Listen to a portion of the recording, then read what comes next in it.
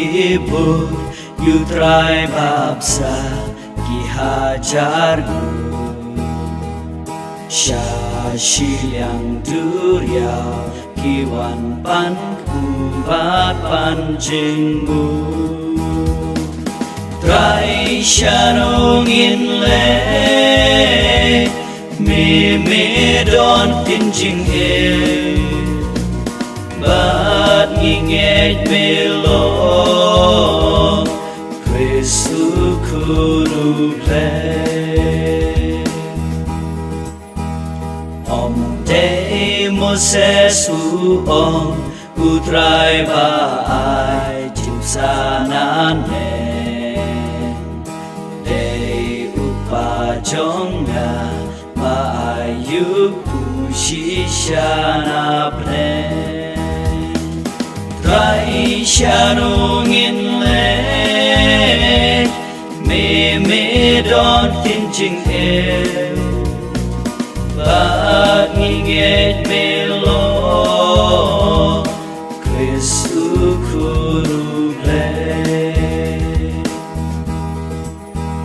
Ngalong upu jongka jing im uba wan hiar na play Jar babam dune taun im juno Trai sharong inle me don tinjing bat nginget melo Kristu kudu play Dijar bawan syanga Unom tngan ja, unom tngan ku Jar bangel hanga Shisha unom sliang shu Trai shanong inle me don tinjing bat nginget melo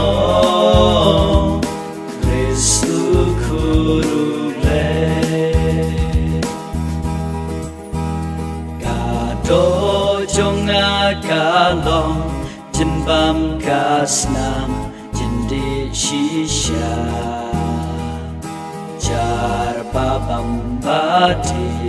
usahanya ngapar habu Trai shanong inle me don tinjing bat nginget melo Kristu kudu play Om gung kik pa jong pi babam mana bat kilaya Jar babam yune upu utaun im juno Trai shanong inle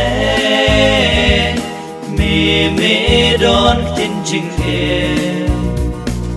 bat nginget melo Kristu kudu play